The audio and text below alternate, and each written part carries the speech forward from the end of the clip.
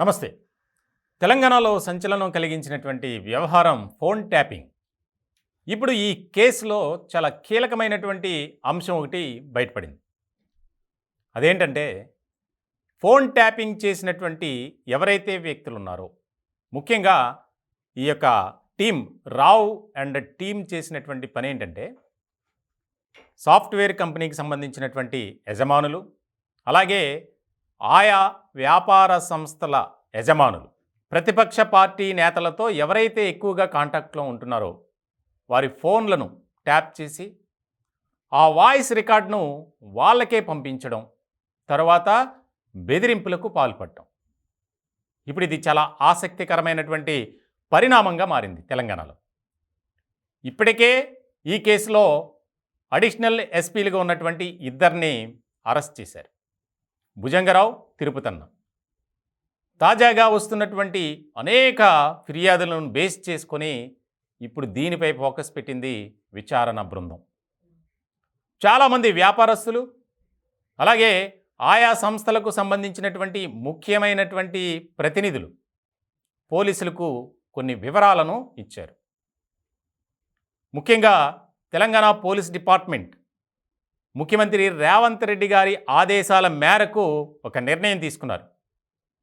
ప్రణీత్ రావు అలాగే అధికారులకు సంబంధించినటువంటి ఏదైతే మీరు సమాచారం ఇస్తారో వారి వివరాలు గోప్యంగా ఉంచుతాం, మిమ్మల్ని పదే పదే తిప్పం పోలీస్ స్టేషన్లకు అని ఒక రకమైనటువంటి ఇండికేషన్ ఇచ్చింది.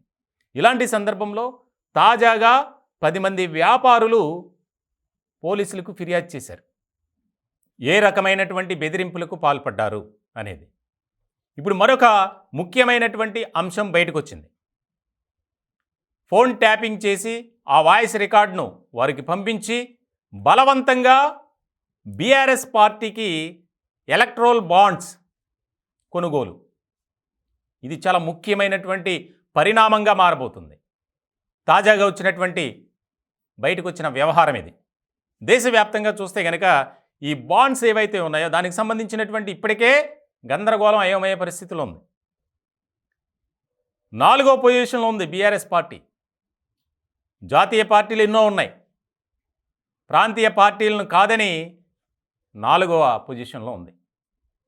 మొదటగా భారతీయ జనతా పార్టీ ఉంటే 2 తృణమూల్ కాంగ్రెస్, 3వ ప్లేస్లో కాంగ్రెస్ పార్టీ, 4వ ప్లేస్లో భారత్ రాష్ట్ర సమితి. అంటే చూడండి, దీనికి సంబంధించి ముఖ్యంగా రియల్ ఎస్టేట్, అలాగే ఫార్మా కంపెనీలు, సాఫ్ట్వేర్ కంపెనీలు, ఇతర చిన్న చితక ఎవరైతే ప్రతిపక్ష నేతలతో కాంటాక్ట్లో ఉంటున్నారో వారిని బెదిరించడం, ఈ రావ్ అండ్ గ్యాంగ్ చాలా చాలా కీలకమైనటువంటి అంశంగా మారబోతుంది. దానికి సంబంధించి విచారణ చేయడానికి సిద్ధమయ్యారు. ఖచ్చితంగా ఈ ముగ్గురిని కస్టడీ కోరుతూ మరొక పిటిషన్ వేయనున్నారు. మరికొద్ది గంటల్లోనే ఈ పిటిషన్ కూడా వేస్తారు. దీనికి సంబంధించి అడిషనల్ ఎస్పీలుగా భుజంగరావు, తిరుపతన్న, వారితో పాటు సస్పెండ్ అయినటువంటి డిఎస్పీ ప్రణీత్ రావు, ముగ్గురిని కలిపి విచారించాలి అని కోర్టులో పిటిషన్ కూడా వేయనున్నారు.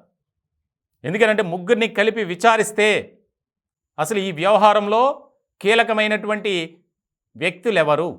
ఇప్పటికే A1గా మాజీ ఐపీఎస్ ప్రభాకర్ రావు, ఒక ఛానల్ యజమాని, ఈ ఇద్దరు కూడా విదేశాలకు పారిపోయారు. ఆయన తాజాగా ప్రభాకర్ రావు ఒక పోలీస్ అధికారితో మాట్లాడినట్లు, మనం ఒకటే, ఎందుకు ఈ సోదాలు అని చెప్పినప్పుడు ఆ సదరు పోలీస్ అధికారి మీరు ఏదైనా ఉంటే మెయిల్లో పెట్టండి అని చెప్తే వెంటనే ఫోన్ కట్ చేయటం. ఈ పరిణామాలన్నీ చూస్తుంటే ఒక రకంగా కేసీఆర్కు ఆర్మీగా పనిచేశారు అనే ఆరోపణలు కూడా పెద్ద ఎత్తున వినిపిస్తున్నాయి. చాలా జాబితాను ఉంది, తవ్వే కొద్దీ బయటకు వస్తుంది వ్యవహారం. ఇప్పటికే ప్రణీత్ రావు మొత్తం వ్యవహారానికి సంబంధించినటువంటి అంశాలని కూలంకషంగా చెప్పేశాడు విచారణ అధికారులకు. కాబట్టి ఈ ముగ్గురిని ప్రణీత్ రావుతో పాటు భుజంగరావు, తిరుపతన్న, ఇంటెలిజెన్స్లోనే తిరుపతన్న ఉన్నారు అడిషనల్ ఎస్పీగా. సో చాలా కీలకమైనటువంటి పరిణామంగా మారబోతుంది. ఇప్పటి వరకు పార్టీకి ఏ రకంగా సపోర్ట్ చేశారు అనేది బయటికి రాలా. కానీ ఇప్పుడు తాజాగా పోలీస్ వర్గాల ద్వారా మనకు తెలిసినటువంటి సమాచారం, ఈ ఎలక్ట్రోల్ బాండ్స్ విషయంలో బెదిరించి ఆ బాండ్స్ కొనుగోలు చేసేలా వ్యవహరించారు. అంటే ఆ పార్టీకి లాభం చేకూరే విధంగా. అట్ ద సేమ్ టైం ఇంకొకటి, ఏదైతే ఈ గ్యాంగ్ ఉన్నారో వారు కూడా వారి స్వలాభం కోసం కొంత డబ్బును వసూలు చేశారు. అది కోట్లలోనే ఉంది అనేది కూడా ఒక రకమైనటువంటి ఆరోపణ. ఇలాంటి సందర్భంలో ముఖ్యంగా గులాబీ పార్టీలోని కొంతమంది నేతలకు నోటీసులు ఇవ్వటానికి కూడా సిద్ధమైంది విచారణ బృందం. అది కూడా త్వరలోనే జరగబోతుంది. వారిని కూడా కార్యాలయానికి పిలిచి విచారించే దిశగా అడుగులు వేస్తున్నారు అధికారులు. మొత్తానికైతే చాలా ముఖ్యమైనటువంటి పరిణామంగా మారబోతుంది. దేశవ్యాప్తంగా సంచలనం కలిగించినటువంటి ఈ ఫోన్ ట్యాపింగ్ వ్యవహారంలో త్వరలోనే చాలామంది బడా వ్యక్తులు బయటకు వస్తారు. వారి పేర్లు వినిపిస్తాయి. చాలా ఒక రకమైనటువంటి విచారణ చేస్తుంది.